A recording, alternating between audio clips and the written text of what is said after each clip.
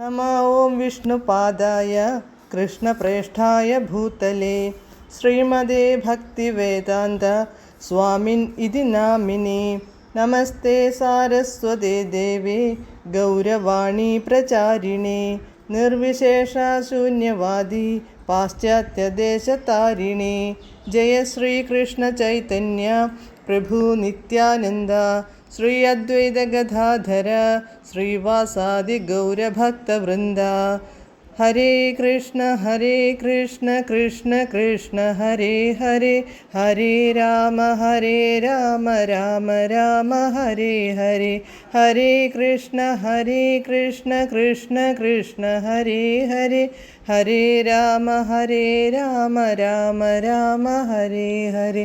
हरे कृष्ण कृष्ण कृष्ण हरे हरे, हरे राम राम हरे हरे.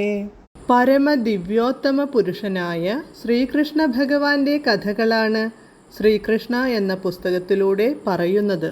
ഓം നമോ ഭഗവതേ വാസുദേവായ, ഓം നമോ ഭഗവതേ വാസുദേവായ, ഓം നമോ ഭഗവതേ വാസുദേവായ. നാരായണം നമസ്കൃത്യ നരം ചൈവ നരോത്തമം ദേവീം സരസ്വതീം വ്യാസം തതോ ജയമുദീരയേത്. നഷ്ടപ്രായേഷു ഭദ്രേഷു നിത്യം ഭാഗവത സേവയാ ഭഗവത്യുത്തമശ്ലോകേ ഭക്തിർഭവതി നഷ്ടികീ. അധ്യായം 74. ദുര്യോധനൻ അപമാനിതനായതെങ്ങനെ? Page number 733.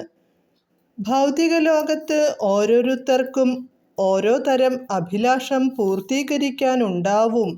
എന്നാൽ ആർക്കും ഒരിക്കലും അഭിലാഷങ്ങൾ പൂർണ്ണമായി നിറവേറ്റാനാവില്ല.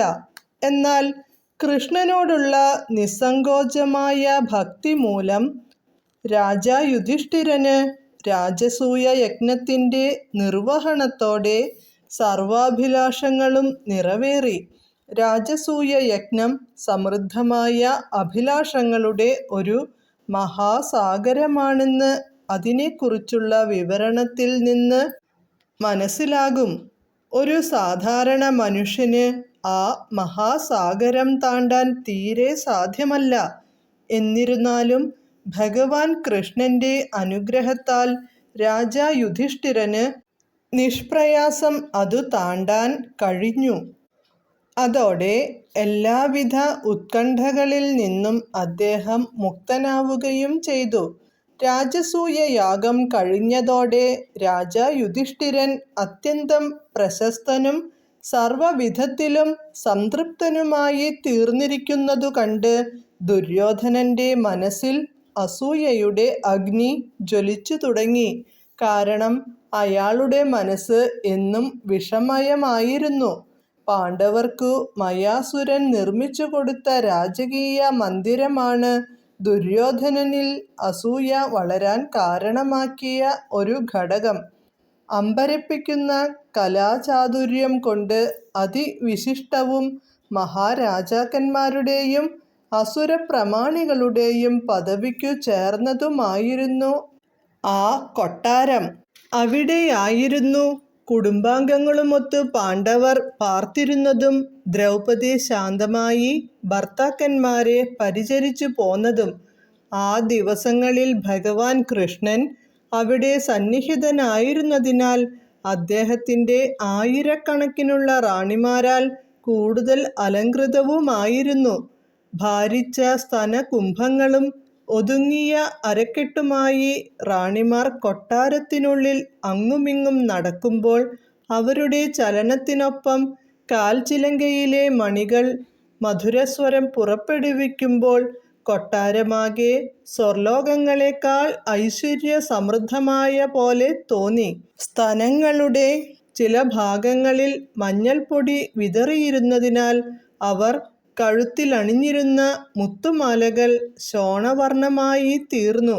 കാതു മുഴുവൻ മറയുന്ന തോടകളും ഒഴുകുന്ന വാർമുടിയും കൊണ്ട് റാണിമാർ അത്യന്തം സുന്ദരിമാരായി കാണപ്പെട്ടു. രാജാ യുധിഷ്ഠിരന്റെ കൊട്ടാരത്തിലെ ഇത്തരം ഭംഗികൾ കണ്ട് ദുര്യോധനൻ അസൂയാലുവായി തീർന്നു. ദ്രൗപദിയുടെ കാമോദ്ദീപകമായ സൗന്ദര്യം കണ്ടപ്പോൾ ആ അസൂയ കൂടുതൽ വളർന്നു. കാരണം പാണ്ഡവരുമായുള്ള അവളുടെ വിവാഹത്തിൻ നാൾ മുതൽ അയാൾ അവളോട് ഒരു പ്രത്യേക ആകർഷണം വച്ചു പുലർത്തിയിരുന്നു. ദ്രൗപദിയുടെ സ്വയംവര വേദിയിൽ ദുര്യോധനനും ഹാജരുണ്ടായിരുന്നു. മറ്റു രാജാക്കന്മാരോടൊപ്പം ദ്രൗപദിയുടെ സൗന്ദര്യം അയാളെയും വശീകരിച്ചിരുന്നു. പക്ഷേ അവളെ നേടുന്ന കാര്യത്തിൽ അയാൾ പരാജയപ്പെട്ടു പോയി. ഹരേ കൃഷ്ണ.